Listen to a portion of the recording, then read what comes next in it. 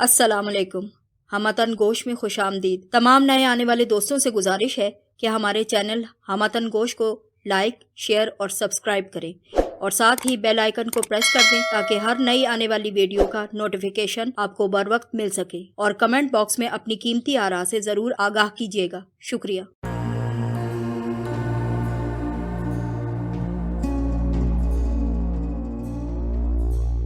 پیش خدمت ہے تلاش قسط نمبر 17. میرے لیے باعث اطمینان امر تو یہ تھا کہ اس وقت وہ طویل و عریض مکان سکوت اور نیم تاریکی میں لپٹا ہوا تھا. کمرے کے دروازے سے نکل کر میں بالکونی میں پہنچ گئی، مگر اس لحاظ سے یہ بالکونی بہت عجیب تھی کہ اس کی دیوار انسانی قد سے بھی بہت اونچی تھی.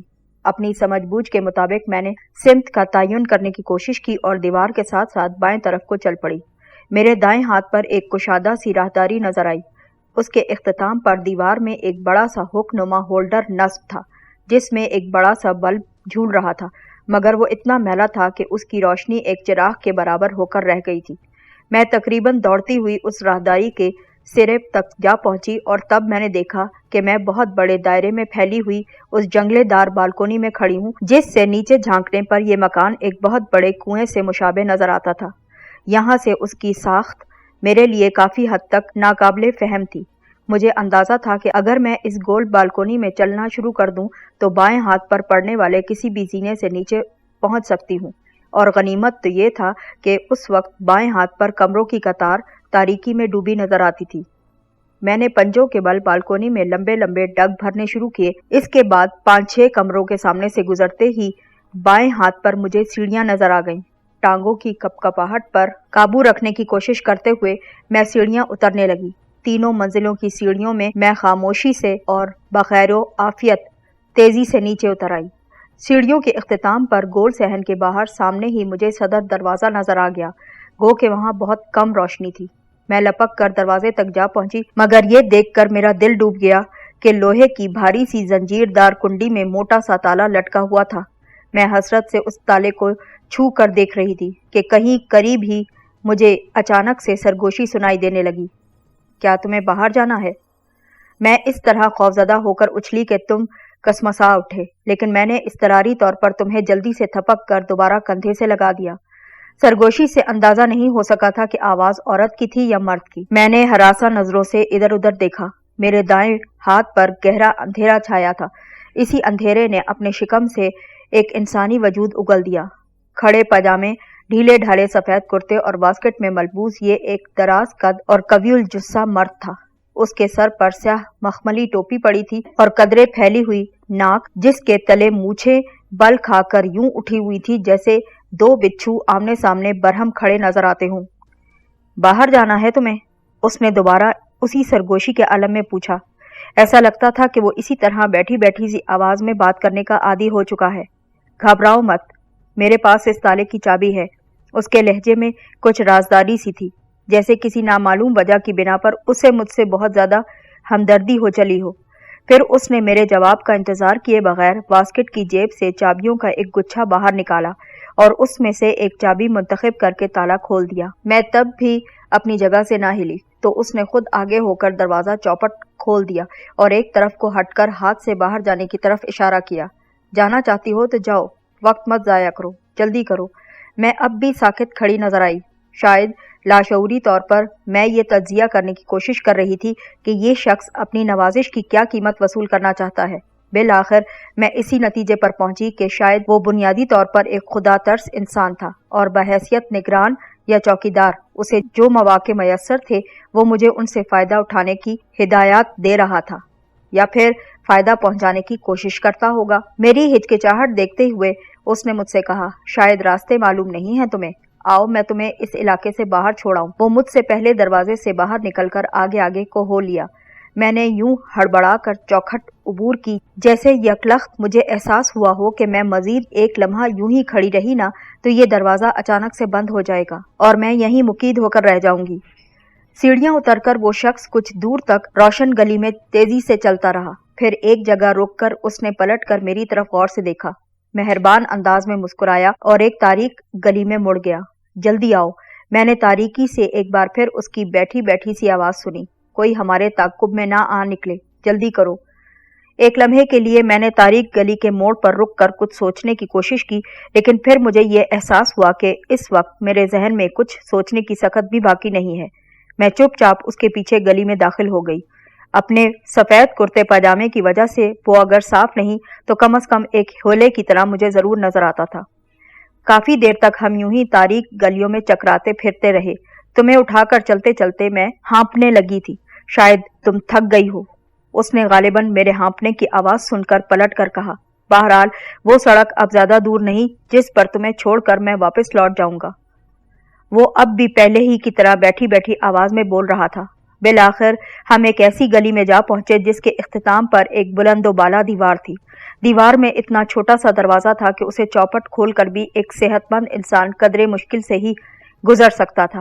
اس دروازے میں کہیں تالا نظر نہیں آ رہا تھا، لیکن اس شخص نے ایک بار پھر اپنی چابیوں کا گچھا باہر نکالا اور ایک چابی دروازے میں موجود ایک ننھے سے سوراخ میں داخل کر دی۔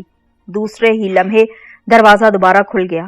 شاید یہ کسی قسم کا چور دروازہ تھا اور نہایت تنگ سی ایک گلی میں کھلتا تھا جو غالباً قدرے فراخ سڑک پر نکلتی تھی، کیونکہ چند گز لمبی تنگ و تاریک گلی کے اختتام پر ہلکی سی روشنی بھی نظر آ رہی تھی۔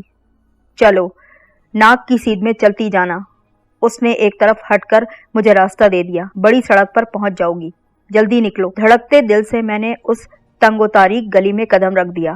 اندھیرے میں دونوں طرف کی دیواروں تک مجھے کچھ دکھائی نہیں دے رہا تھا، لیکن چند قدم چل کر جب میں کھلی جگہ میں پہنچ گئی جہاں روشنی تھی تو یہ دیکھ کر میرے پاؤں پتھرا گئے کہ میں اسی کنواں نما مکان کے گول صحن میں کھڑی تھی۔ میرے عقب میں کھی کھی کھی کھی کی آوازیں ابھری۔ مڑ کر دیکھا تو وہ شخص پیٹ پکڑ کر ہنس ہنس کر دوہرا ہو رہا تھا۔ اس کی ہنسی کی آواز بھی بیٹھی بیٹھی سی ہی تھی۔ چند لمحے تک میں ساکت کھڑی پلکیں جھپکائے بغیر اسے گھورتی رہی۔ بے بس سا غصہ میری شریانوں میں دوڑتے لہو کے ساتھ سمٹ کر سینے میں جمع ہوتا رہا۔ پھر یک لخت میں نے اس کے گھٹنے پر پوری طاقت سے ٹھوکر رسید کر دی۔ میرے پیروں میں گوہر جان کے دیے ہوئے نہایت مضبوط اور سخت تلے کے سینڈل موجود تھے اور میرا خیال تھا کہ میری ٹھوکر کھا کر وہ خبیث کئی دن کے لیے لنگڑانے پر مجبور ہو جائے گا، مگر اس نے اف تک نہ کی۔ البتہ میرا پاؤں ضرور جھنجھنا کر رہ گیا۔ عام سی جسامت کا مالک ہونے کے باوجود اس کی قوت برداشت غیر معمولی تھی۔ بہرحال اس کی کھی ضرور ختم ہو چکی تھی۔ دوسرے ہی لمحے اس نے کرتے کے نیچے ہاتھ لے جا کر نہ جانے کہاں سے انگلی برابر چوڑا اور بالش بھر سے زیادہ لمبا چمچماتا ایک خنجر نکال لیا اور میری گردن پر رکھ دیا۔ میں ہڑبڑا کر پیچھے ہٹی، لیکن خنجر کی نوک بدستور میرے نرخرے پر ٹکی رہی۔ دھیرے دھیرے شہرک پر اس کا دباؤ بڑھتا جا رہا تھا۔ اس نے بیٹھی بیٹھی آواز میں مجھے کچھ گالیاں دی۔ اب یہ آواز کسی زخمی سانپ کی پھنکار سے مشابہ تھی۔ تو نے ببن بادشاہ کے جسم کو ٹھوکر ماری ہے، میں تیرے جسم کا ریشہ ریشہ الگ کر دوں گا، یاد رکھنا تو۔ چل اب زیادہ شیخیاں نہ بھگار۔ اچانک اوپر کہیں خاصی بلندی سے کوئی آواز سنائی دی۔ اس آواز میں بلا کا ٹھہراؤ، وقار اور تحکم تھا، اور میں اس آواز کو ہزاروں آوازوں میں بھی اچھے طریقے سے پہچان سکتی تھی۔ گو کہ یہ پل پل بدلتی تھی، کبھی اس آواز میں غیظ و غضب کا ترنم شامل ہوتا، کبھی کمال کی جھنکار، کبھی تپش، کبھی ٹھنڈ، کبھی ٹھہراؤ، کبھی بہاؤ اور کبھی کچھ اور۔ میں نے گنتی کی مختصر سی ملاقاتوں میں اس آواز کے انگنت نشیب و فراز محسوس کر لیے تھے۔ گوہر جان کی آواز تھی یہ۔ گزشتہ روز ہی خدمت گار بڑھیا نے مجھے بتایا تھا کہ گوہر جان نے برسوں راجوں، مہاراجوں اور نوابوں کے دل و دماغ پر جو راج کیا، اس میں اس کی بے پناہ خوبصورتی ہی نہیں بلکہ اس کی بے مثال آواز کو بھی بہت زیادہ دخل تھا، اور مجھے بڑھیا کی اس بات پر کوئی شک بھی نہ تھا۔ خنجر ہٹا اس کے گلے سے، جلدی کر، کیوں اس کا دم خشک کر رہا ہے؟ ایک تو تیری حصے مزاح بڑی ظالمانہ ہے، اوپر سے خنجر پستول بھی نکال کر کھڑا ہو جاتا ہے۔ کیوں؟ گوہر جان کہہ رہی تھی۔ خنجر فوراً ہی میری شہرک سے ہٹ گیا۔ میں نے سر اٹھا کر اوپر دیکھا۔ تیسری منزل کی دائرہ صورت بالکونی میں گوہر جان جنگلے پر کوہنیاں ٹکائے قدرے جھکی کھڑی نظر آئی۔ بلب گو کہ اس کے عقب میں قدرے بلندی پر دیوار میں فٹ تھا، لیکن میں آنکھوں کے سوا اس کے چہرے کا ہر نقش غور سے دیکھ سکتی تھی۔ اس کی انگلیوں میں اس کا مخصوص سگریٹ ہولڈر دبا ہوا تھا، اور اس میں موجود سلگتی سگریٹ دھوئیں کی ایک پتلی سی لکیر ہوا میں چھوڑتی ہوئی تاریکی میں مدغم ہوتی چلی جا رہی تھی۔ ببن بادشاہ، गौहर जान ने इस मर्तबा हल्का सा कश लेकर कहा, अजीजा खानम को निहायत एहतराम से ऊपर ले आओ। ये कहकर वो बालकोनी से हटकर पीछे कमरे में दाखिल हो गई। चलिए। बब्बन शाह ने खंजर कुर्ते के नीचे कहीं छुपाकर मुअद्दबाना अंदाज में झुकते हुए सीढ़ियों की तरफ इशारा कर दिया। उसका लहजा अब यकसर तब्दील हो चुका था। ऊपर लाकर उसने मुझे उसी कमरे के दरवाजे पर छोड़ दिया जिसके रास्ते पहली मर्तबा मैं गौहर जान के साथ अंदर पहुंची थी। दरवाजा खुला था और चौखट के पीछे खिदमत गुजार बुढ़िया मेरे इस्तकबाल के लिए भी खड़ी थी, जिसे मैं बांध कर फर्श पर लिटा आई थी। उसका चेहरा कतई पुरसुकून और हर तासुर से आरी नजर आ रहा था, गोया कुछ हुआ ही ना हो। खामोशी से उसने मुझे अंदर चलने का इशारा कर दिया। मैं एक बार फिर उसी कमरे में पहुंच गई जहां से चली थी। बेड के करीब कुर्सी पर गौहर जान टांग पर टांग रखे बैठी थी। नीमवा आंखों से उसने मेरी तरफ गौर से देखा और सिगरेट का हल्का सा कश लेते हुए बोली, बच्चे को बेड पर लिटा दो, बाजू थक गया होगा तुम्हारा। उसका लहजा कतई रस्मी सा था। इस लहजे में कहीं पर भी बरहमी, खफकी, हमदर्दी या हिकारत, गर्ज ये कि किसी भी जज्बे की कोई झलक दिखाई नहीं दे रही थी।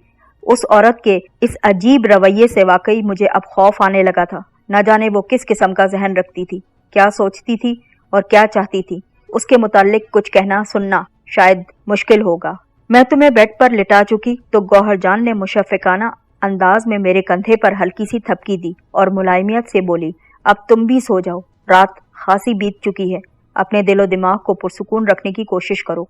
फिर उसने सिगरेट का एक तवील कश लेकर मेरी तरफ देखे बगैर शब बखैर कहा और कमरे से रुखसत हो गई। बुढ़िया भी निहायत खामोशी से अपने कमरे की तरफ को चली गई और दरमियानी दरवाजा बेआवाज तरीके से बंद कर दिया गया। किसी ने मेरे फरार की इस नाकाम कोशिश पर सरजनिश बिल्कुल ना की, लेकिन सरजनिश के बाद शायद मेरी ये कैफियत ना होती जो अभी इस वक्त हो रही थी। एहसास बेबसी, झुंझुलाहट, गुस्से और न जाने किस किस जज्बे ने आसाब को तोड़ कर रख दिया था। मैं तुम्हारे करीब ही बेड पर ढेर हो गई और फूट फूट कर रोने लगी। रोते रोते मैंने धुंधलाई हुई आंखों से तुम्हारी तरफ देखा। तुम अपने चेहरे पर फरिश्तों की सी मासूमियत लिए दुनिया और माफिया से बेखबर आड़े तिरछे पड़े सो रहे थे। तुम होंठ खोल कर सोते थे और सांसों की हल्की सी खरखराहट के साथ निहायत गैर महसूस तौर पर हिलते भी थे। उस वक्त तुम्हारी सूरत देखकर न जाने क्यों मरियम मुझे बहुत शिद्दत से याद आई कि मेरा कलेजा अचानक से शक होने लगा। मेरी बच्ची न जाने किस हाल में थी, कहाँ थी और न जाने कोई उसकी निगहदाश्त करता भी होगा या नहीं। मरियम से जुदाई का सदमा उसी लम्हे मुझे उन तमाम मसाइब व आलाम और तकालीफ पर भी भारी महसूस हो रहा था जो मैं अपनी जिंदगी में अब तक उठा चुकी थी। मेरा जी चाहा कि मैं चीख चीख कर रोने लगूं, दीवारों से सर टकराऊं। शायद इसी तरह मेरी तकलीफ में कुछ कमी आ जाएगी, मगर उसी लम्हे मेरा जहन धीरे धीरे तारीकी में डूबने लगा। शायद सदमात, महसूसात और सोचों का बोझ जहन की बर्दाश्त से बाहर हो चुका था। शायद दिमाग की नसें थक चुकी थीं। अब ये बेखबरी और बेहोशी शायद बहुत गनीमत थी। अंधेरे की आगोश में पनाह मिल जाने से कम वक्ती तौर पर जख्मी को कुछ अजियत से निजात तो मिल जाती है, और यही मेरे साथ भी हुआ। दूसरी सुबह दिन चढ़े, आंख खुली, आसाब पर एक अजीब सी थकन अभी भी तारी थी। गुजरी हुई रात एक धुंधले ख्वाब की तरह याद बनकर रह गई थी। मरियम का तसव्वुर अलबत्ता अब भी कुंद छुरी की तरह दिल में कहीं पर पेवस्त था, लेकिन मैं उसकी अजियत को भुलाए रखने की पूरी कोशिश में मसरूफ थी। दरअसल अब मैं अपने शब रोज का आगाज एक नए जाविये और नए हौसले से करना चाहती थी। मुझे मालूम हो गया था कि मैं अपनी कमजोरियों का इजहार करते रहने या अपने जख्मों से खेलते रहने से हालात में कोई तब्दीली नहीं ला सकती। मुझे अब सबसे पहले ये कोशिश करनी थी कि मेरा जिस्म और रूह कमजोर ना पड़ जाए, ताकि मैं सही तौर पर सोच भी सकूं और अगर किसी फैसले पर पहुंचना चाहूं तो उस पर अमल दरामद के काबिल भी रह सकूं। इस नतीजे पर पहुंचकर मैंने बज़ाहिर अपने आप को बेहद पुरसुकून बना लिया था। गौहर जान ने 3-4 दिन तो मेरी इस तब्दीली और पुरसुकून अंदाज को बहुत शक आलूद निगाहों से देखा। फिर वो हस्बे आदत लापरवाह सी नजर आने लगी। फिर एक रोज वो मेरे कमरे में आई तो उसके साथ एक अजीबुल खलकत सा शख्स भी मौजूद था। उम्र उसकी 50 के करीब होगी। गैर मामूली तौर पर ऊंचा, लेकिन हड्डियों पर महज खाल चढ़ी हुई थी। गोश्त का तो नामो निशान न था। रंगत उल्टे तवे जैसी, मगर बाछों से छलकती पान की पीक की वजह से दहाना खून की तरह सुर्ख नजर आता था। सर पर फूलदार रेशमी कपड़े की छोटी सी गोलदार टोपी थी, जिसके नीचे से खिचड़ी बालों की लंबी लंबी चिकनी लटें कंधों पर झूलती नजर आ रही थी। ये शख्स चुस्त रेशमी कमीज और चूड़ीदार पजामा पहने हुए था, जो उसकी हिरन जैसी सूखी सूखी टांगों पर गोया मुंडा हुआ था। पाँव में स्याह मखमल की सलीम शाही जूती मौजूद थी। उसने अपनी कलाई बड़े एहतमाम से आगे को बढ़ाई हुई थी और उस पर पान रखने का एक बड़ा सा रंग बरंगा रेशमी बटवा झूल रहा था, जिसके लंबे लंबे फुंदने हर जुम्बिश पर कदम के साथ लहरा रहे थे। उसकी चाल में गजब की लचक मटक भी मौजूद थी। मैं उस वक्त बेड पर गांव तकिए से टेक लगाए बैठी थी और तुम अपने खिलौनों से खेलने में मसरूफ थे। बांस की तरह लंबा वो स्याह फाम शख्स गौहर जान को पीछे छोड़कर लचकता मटकता मेरे करीब आया और यूं झुक गया गोया सीधे खड़े होकर उसे मेरी सूरत देखने में कोई दुश्वारी पेश आती हो। उसके आते ही कमरा चंबेली की खुशबू से भर गया। अब मुझे अंदाजा हुआ कि उसने लिबास शायद चंबेली के इतर में डबो कर पहन रखा था। माशाअल्लाह माशाअल्लाह, चश्मे बदूर, उसने निहायत पाटदार आवाज में कहा, जो उसके मुखन्नी जिस्म से हरगिज मेल नहीं खाती थी। हीरा है हीरा, गौहर बाई हीरा। उसने सीधे होकर गौहर जान को मुखातिब किया, फिर गहरी सांस लेकर कहा, आज तक तुमने इतनी लड़कियों को नचाया, लेकिन तुम्हारे भाग सही मानों में आज खुले हैं। गौहर जान तमानियत और खाकसारी से मुस्कुराई, गोया उसे भी उम्र भर की किसी रियाजत का अच्छा सिला मिल गया हो। लंबा मजहूल शख्स मेरे बेड के करीब से हटकर तवील व अरीज कमरे के एक हिस्से में बिछे हुए बिछोने और चांदनी से ढके हुए फर्श की तरफ को बढ़ गया। चांदनी पर दीवार के साथ कई गाव तकिए भी लगे हुए थे। उसने बड़ी नजाकत से अपनी स्याह मखमल की सलीम शाही जूती उतार दी और एक गाव तकिए से टेक लगाकर बैठते हुए अपना बटवा कलाई से उतार दिया। उसके फुंदने निहायत नफासत से यूं मोड़ दिए गोया कोई कपड़ा तह करके रख दिया हो। फिर बटवे को अपने करीब रखकर दोजानो होकर बैठ चुका था। मैं अपनी हैरत को छुपाए उसकी हरकतों सकनात देख रही थी। गौहर जान भी आज मामूल से कुछ ज्यादा हार सिंगार किए बैठी थी, गोया किसी तकरीब में जाने की तैयारी करके आई हो। वो पलट कर दरवाजे तक आई और न जाने किस को कोई इशारा करके वापस लौट आई। उसके पीछे पीछे ही दो मुलाजिम कमरे में दाखिल हुए। एक ने बड़ा मुनक्किश किस्म का हारमोनियम उठा रखा था और दूसरा लड्डुओं से भरा हुआ एक नुकरई थाल उठाए उठाए अंदर चला आ रहा था। लड्डुओं के इर्द गिर्द गुलाब और चंबेली की पत्तियों का एक मोटा सा दायरा भी बना हुआ था। मुलाजमों ने ये दोनों चीजें उसी मजहूल शख्स के सामने रख दी और खुद खामोशी से उल्टे कदमों लौट गए।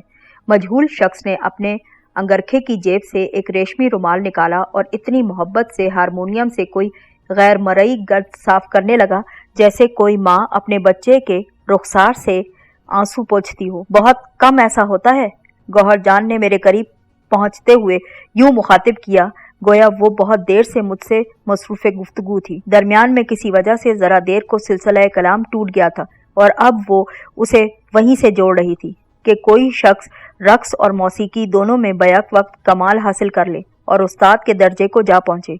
हालांकि दोनों का चोली दामन का साथ है, मगर रक्कास को सिर्फ सुरों का इल्म होता है। वो खुद गा नहीं सकता और गाने के उस्ताद सिर्फ नरत भाव समझते हैं, मगर खुद नरत भाव बता नहीं सकते। लेकिन जो अपने उस्ताद फतेह बाब खान साहब अंबाले वाले हैं ना, इन्होंने दोनों फनून में कमाल हासिल किया है। तो फिर मैं क्या करूं?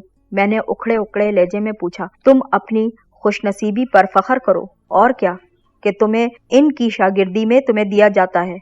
गौहर जान ने निहायत इत्मीनान से कहा और मेरा हाथ थाम कर उठाते हुए बोली, अगर तुम चंद साल पहले मुझे मिल गई होती ना, तो अब तक तुम्हारी तराश खराश का अमल मुकम्मल भी हो चुका होता और तुम दुनियाए फन का एक अनमोल हीरा भी बन चुकी होती।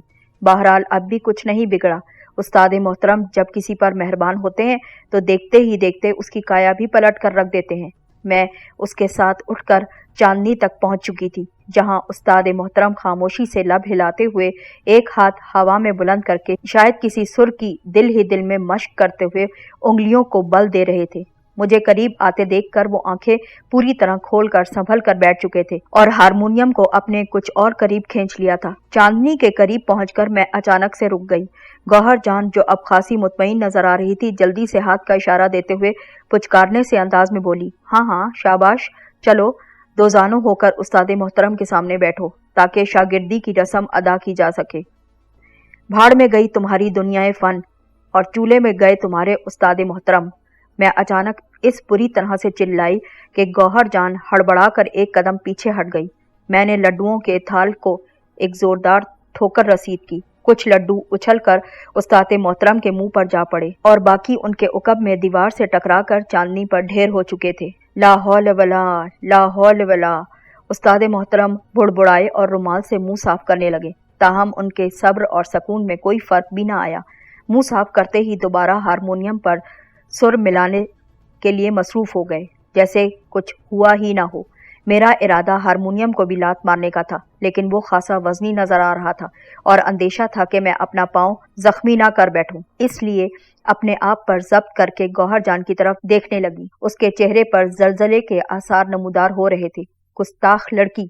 उसके हलक से जो आवाज निकली उसे सुनकर मेरी उम्र की औरत शायद थर्रा उठती, बशर्ते कि उसने मुझ जितनी मुसीबतें ना झेली होती।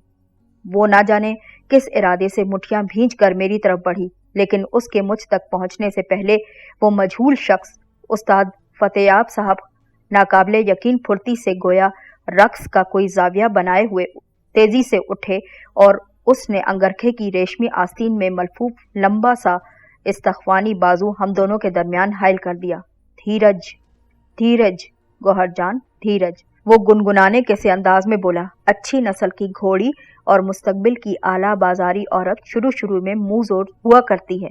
तुम्हें याद नहीं मुतरबा ने कैसा तूफान मचाया था? हारमोनियम के भी टुकड़े टुकड़े कर डाले थे, पर्दे फाड़ दिए थे और हत्ता के मुसहरी भी न जाने किस तरह से तोड़ डाली थी। बाद में कैसे सांचे में ढल गई, ऐसे सांचे में ढली जैसे बोतल में पानी। और सुरैया का मामला याद नहीं? वो शेर की बच्ची तो 4 कड़ियल जवानों के काबू में भी नहीं आती थी। और वो तहजीबुल निसा जो कच्ची उम्रों में आई थी और अपनी मर्जी से आई थी, मगर घुंघरू बांधते वक्त उन्होंने भी तो अड़ी की थी ना। गो के बाकी सब कुछ रसान से सीख लिया था, लेकिन पहले अड़ीबाजी तो कर बैठी थी ना। गौहर जान, हम तो समझे थे कि अब तुम्हारी बुर्दबारी की उम्र शुरू हो चुकी, मगर लगता है अभी खून ठंडा नहीं पड़ा तुम्हारा, अभी भी खून बहुत गर्म है। गौहर जान ने अपनी जगह रुक कर एक तवील सांस ली और जिस्म ढीला छोड़ दिया। उसके तासुरात यकलख्त मामूल पर आ गए। खून ठंडा ही तो पड़ गया है उस्ताद मोहतरम, तभी तो नवाब से सौदा कर लिया था और तभी तुम्हें ये लड़की यहाँ इस आलम में नजर आती है कि किसी ने इसे ऊंची आवाज में पुकारा तक नहीं, हालांकि ये एक मर्तबा भागने की भी बहुत कामयाब कोशिश कर चुकी है। सब ठीक हो जाएगा, सब ठीक हो जाएगा। उस्ताद ने बाजू हमारे दरमियान से निकाल लिया, फिर दुनिया भर की मिठास अपने लहजे में समेटते हुए मुझसे मुखातिब होने लगे। कोई बात नहीं, अगर इस वक्त तुम्हारा जी नहीं चाहता तो फिर किसी दिन सही। उसने अपनी टोपी दुरुस्त की, बटवा उठाया, बाजू पर लटकाया और अपनी मखसूस लचक मटक के साथ दरवाजे की तरफ को चल पड़ा। गौहर जान भी सर झुकाए झुकाए उसके पीछे चल पड़ी। मैं बेड की तरफ वापस पलट आई। तुम बेड का सहारा लिए खड़े थे और हैरानी से मेरी तरफ देखते चले जा रहे थे। मैंने तुम्हें उठाकर सीने से चिमटाया और कमरे में टहलने लगी। इन तमाम हालात में मेरा जहन तकरीबन माऊफ हो चुका था। मैं जो कुछ भी करती थी अचानक ही फैसला करके कर लेती थी। मैं अपने हवास को हत्तुल इम्कान मुस्तैद रखने की कोशिश करती थी, लेकिन फिर भी कुछ समझ में नहीं आता था। कोई रास्ता सुझाई नहीं देता था और ना ही ये अंदाजा हो पाता था कि मेरा मुस्तकबिल क्या होगा। मेरे लिए उम्मीद की एक मोहम सी किरण बस तुम ही थे, लेकिन मेरी समझ में नहीं आता था कि ये किरण कब तक और क्यों कर मेरी जिंदगी में उजाला करेगी। बस मैं लाशऊरी तौर पर एक कोशिश जरूर किए जा रही थी कि किसी तरह ज्यादा से ज्यादा दिन बेमकसद अंदाज में गुजरते चले जाएं। गो के मैं ये समझने से कासिर थी कि मुझे इससे क्या फायदा पहुंच सकता था, कब तक ये सिलसिला चल सकता था, और ये बेमकसद दिन गुजारना भी कोई आसान काम तो न था। सारा दिन बगैर किसी मसरूफियत के कमरे में पड़े रहना, वक्त पर अपनी पसंद का खाना खा लेना या कभी कभी बुढ़िया के साथ बालकोनी का चक्कर लगा आना और यूं कुछ देर के लिए धूप या कुदरती रोशनी से महसूस हो लेना। तुम्हें अलबत्ता बुढ़िया दिन में 2-3 मरतबा सैर करवाने और खाने पीने या खेलने की चीजें दिलवाने के लिए बाहर ले जाती थी, इसलिए तुम उनसे बहल जाते थे। चंद दिन और इसी तरह गुजर गए। हालात पर एक पुरस्कार सी यकसानियत तारी थी। आखिर एक शाम गौहर जान फिर दोबारा से मेरे कमरे में आई। आज उसका चेहरा बनाव सिंगार से बिल्कुल बेनियाज था। बाल भी खुले थे और निहायत खूबसूरती से कमर पर फैले हुए थे। उसने अंग्रेज औरतों वाला एक लंबा सा ढीला ढाला झालरदार फ्रॉक पहन रखा था। इस सादगी के आलम में भी वो मामूल से ज्यादा तरोताजा, कम उम्र और हसीन मालूम हो रही थी। उसकी मांग में सफेद और स्याह बाल यूं एक दूसरे में मदगम थे जैसे ढलती शब की स्याही और उभरती सुबह का उजाला गले मिल रहा हो। आखिर तुम भी अपने मौक़िफ़ को बयान तो करो ना, उसने अपनी पसंदीदा आरामदेह कुर्सी पर बैठते हुए कहा। मैं अब उसकी आदत समझ गई थी। वो इसी तरह बिला तमहीद अचानक गुफ्तगू शुरू कर दिया करती थी। मैं दलील देने और दलील सुनने की कायल हूँ। तुम कुछ ढंग से बात करो तो तब शायद तुम मुझे कायल कर ही लो। आखिर तुम चाहती क्या हो, बताओ तो सही।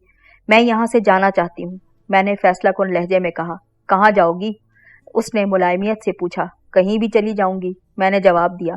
ये तो कोई जवाब न हुआ, और खास कर एक जवान और बला की हसीन औरत के होंठों पर तो ये अल्फाज आने ही नहीं चाहिए ना। ये इरादा उसे कहीं का कहीं पहुंचा देता है। उसने अपने फ्रॉक की तह दर तह जेब से अपनी पसंदीदा सिगरेट होल्डर और सिगरेट का पैकेट बाहर निकाला और एक सिगरेट होल्डर में पसंद की सिगरेट लगा ली। मैं पलके झपकाए बगैर उसे घूर रही थी। उसने तवील कश लेकर धुआं मेरी तरफ छोड़ा और एक लम्हे के तवक्कुफ से बोली, शायद तुम्हें खुशफहमी है कि जब तुम यहाँ से निकलोगी तो दुनिया भर के शरीफुन नफ्स इंसान तुम्हारे इस्तकबाल के लिए सड़क पर दोनों तरफ कतारें बांधे खड़े होंगे। वो तुम पर फूलों की पत्तियां निछावर करेंगे, तुम्हारे सर पर छतरियों का साया करेंगे, तुम्हें चमचम करती कार में बिठाएंगे और एक आलीशान हवेली में ले जाकर तन्हा छोड़ देंगे, और सुबह शाम तुमसे पूछने आया करेंगे कि मलका आलिया, आपको किसी चीज़ की ज़रूरत तो नहीं। वो पांव पटक कर उठ खड़ी हुई और यकलख्त उसकी आवाज़ कुछ बुलंद हो गई। बोलो, क्या तुम्हें ये खुशफहमी है? नहीं, मैंने सर नफ़ी में हिला दिया। लेकिन इसका तो ये मतलब भी नहीं कि बाहर जाते ही चारों तरफ से भूखे दरिंदे मुझ पर टूट पड़ेंगे और मुझे हड़प कर जाएंगे। आखिर ये एक शहर है, कोई जंगल तो नहीं। यही तो तुम्हें मालूम नहीं भोली रानी, उसने बेड पर बैठते हुए आहिस्ता से कहा, और फिर उसने बेड के गिर्द टहलते हुए कहा, जंगल तो मुफ्त में बदनाम है, मुफ्त में।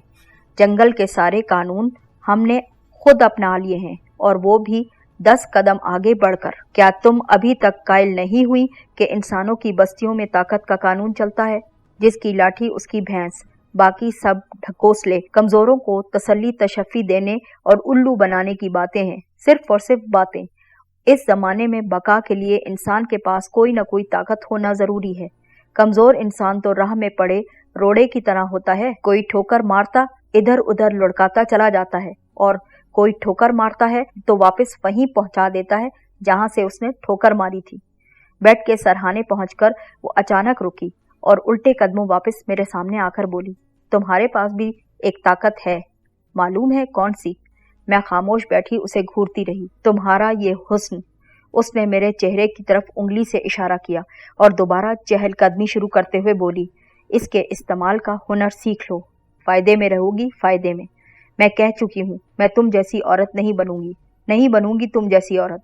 मैंने बाआवाज़ बुलंद कहा, तुम्हारी इन ड्रामाई तकरीरों से कोई फायदा हासिल ना होगा, मैं जान दे दूंगी, लेकिन तुम्हारी नापाक ख्वाहिशात की भेंट कभी नहीं चढ़ूंगी, उसने मुतासिफाना अंदाज में कहा और करीब आकर बुजुर्गाना अंदाज में मेरा रुखसार थपथपाने लगी। ड्रामाई तकरीर तो तुम कर रही हो चंदा, जान ही देनी थी तो नवाब के महल में देकर आती ना, जहाँ तुम उसकी कनीज की हैसियत से दिन गुजारती चली जा रही थी।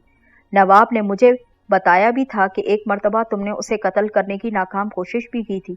वही छुरी तुमने अपने पहलू में क्यों ना उतार ली? क्यों, बताओ ना मेरी जान।